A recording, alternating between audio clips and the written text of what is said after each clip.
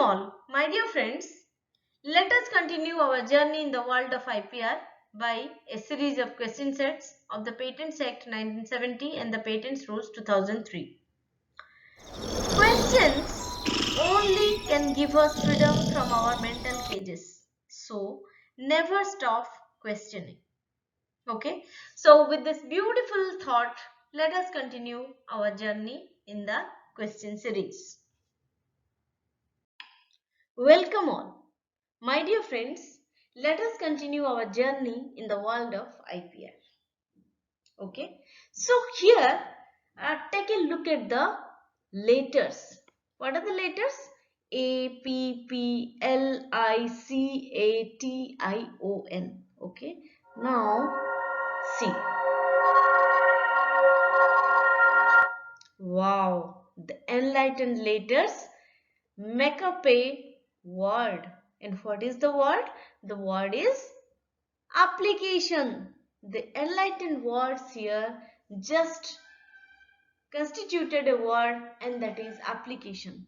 So why this word, particular word application, is mentioned here and enlightened here? That actually we will find out when we will proceed to the next slides. But still I will tell you something, because till now friends we have discussed so many sections, so many rules. That means we have discussed the separate lectures for each section, each rule that were related to some particular forms. And we have also established the relation between the forms, rules and sections. We have prepared so many question sets to get a better understanding. Okay, and all that were done for starting from form number 1 to ending at form number 10. Okay, so now is the turn for the second part. Okay, that means starting from form number 11, that will be ended at form number 20. Okay, so as now is the turn for form number 11, and as we know, the base of our discussion always stands on the form number. That's why, and also when we find the title, when we observe the title of the form number 11, we will definitely find the basis is application. Fine, and for that thing this word is given here. Okay, so you will get, or you will understand the importance, understand the significance of this word later. Fine. Now see form number 11, okay, whose title is application for direction of the controller. Okay friends, now you can very well conclude why I was giving so much emphasis on this particular word application in the previous slide. Fine. Okay, and here the relevant sections are section 51 subsection 1 and section 51 subsection 2. Okay, and the relevant rules are rule number 76 and rule number 77. Okay, and we will go for the titles here. Section 51 has the title power of controller to give directions to co-owners, where co-owner is a new word here. We will discuss it further. Then rule number 76 is manner of applying for direction under section 51 subsection 1, and rule number 77 is manner of application under section 51 subsection 2. Okay, so better you try to remember this whole slide. Okay, so whenever any question related to this are asked, you can very well answer it. Okay, so let us proceed. So friends, after refreshing our memory from the old slide, let us continue with our question series. Okay, question number 1. Power of controller to give directions to co-owners is the subject matter addressed in which section of the Patents Act 1970? Okay, so the answer is section 51. Okay, so always try to remember that when the controller is involved to give directions to co-owners, it is definitely the title for section 51. Why I am telling this? When you refer to section 50, the title, when you go through the title of section 50, you can very well understand why I have emphasized here the power of controller. Fine. Okay. So please refer section 51 of the Patents Act 1970. Okay, friends? Okay.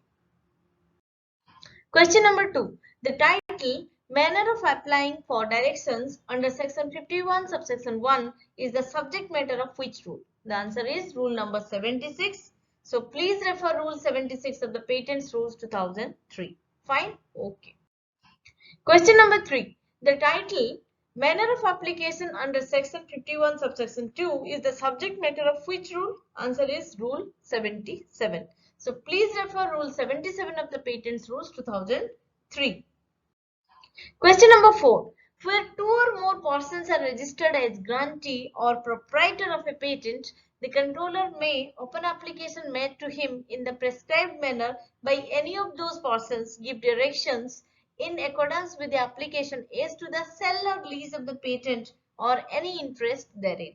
So, is it true? That means, is the whole statement true? So the answer is yes, the statement is true. So for to be more sure for your answer, please refer section 51 subsection 1 of the Patents Act 1970. Fine. Question number 5. Which section of the Patents Act 1970 is addressed in section 51 subsection 1? Here the answer is section 50. Okay, and the title for section 50 is Rights of Co-Owners of Patents. Now you can remember question number 1. Why I told you there not to remember the keyword co-owner, but to remember the power of the keyword, the power of the controller regarding co-owners. Fine, because for co-owners or when the keyword co-owners is uttered, you can remember section 50. That's why I told like this, like that in question number 1. Now you can very well understand this. Fine. Okay. Let us proceed. Question number 6. Application for direction of the controller shall be filed in which form? The answer is form number 11, because the title for form number 11 is application for direction of the controller. Okay, and here also I have mentioned the old slide where you can see that the form 11 is mentioned, whose title is application for direction of the controller. The relevant section is section 51, whose title is power of controller to give directions to co-owners, and the relevant rules are rule number 76 and 77, where rule number 76 says manner of applying for direction under section 51 subsection 1, and rule 77 says manner of application under section 51 subsection 2. Fine, let us proceed. Question number 7. If any person registered as grantee or proprietor of a patent fails to execute any instrument as per section 51 within 15 days after being requested in writing so to do by any of the other persons so registered, the controller may, upon application made to him in the prescribed manner by any such other person, give directions empowering any person to execute that instrument. So is it true? That means, is this statement true? The answer is no, false. This statement is false because everything is correct here except the time period. So the correct time period is 14 days. So if 14 days would have been mentioned, then the statement would have been correct. Fine. So please refer section 51 subsection 2 of the Patents Act 1970. Fine. Question number 8. Before giving any directions in pursuance of an application under section 51, the controller shall give an opportunity to be heard. Clause A. In the case of an application under subsection 1 to the other person or persons registered as grantee or proprietor of the patent. Clause B, or second point we can say, in the case of an application under subsection 2 to the person in default. Okay, here you can very well see the letters background, the letters with the yellow background. These are the key phrases actually we can say. Okay, so now the question is it true? Answer yes, this is true. The whole statement along with the 2 points is true. Okay, so for this please refer section 51 subsection 3 of the Patents Act 1970. Question number 9. Chapter 8 of the Patents Act 1970 bears the title Grant of Patents and Rights Conferred thereby. What is the range of the sections? What is the range of the sections? Answer is sections starting from 43 and ending at 53. Fine. Now comes the most awaited question, question number 10. Here actually two statements are mentioned. Please observe carefully. Statement 1 is a copy of the application end of the statement shall be sent by the controller, okay, to every other person registered as grantee or proprietor of the patent. This statement is expressed in rule number 76. Okay, and the statement 2 says a copy of the application and statement shall be sent by the controller to the person in default. This statement is expressed in rule number 77. So, are these statements true? The whole question is, are these statements true? The answer is yes, all the statements are true. So please refer Rule 76 sub Rule 2 and Rule 77 sub Rule 2 of the Patents Rules 2003. Okay friends, so all the questions of this question series are completed. So please go through each question and please go through the Barrett as well. Keep learning, keep enjoying. Fine. The reference is Patents Act 1970 as amended by Amendment Act 2005 and the Patents Rules 2003 as amended by Amendment Rules 2021.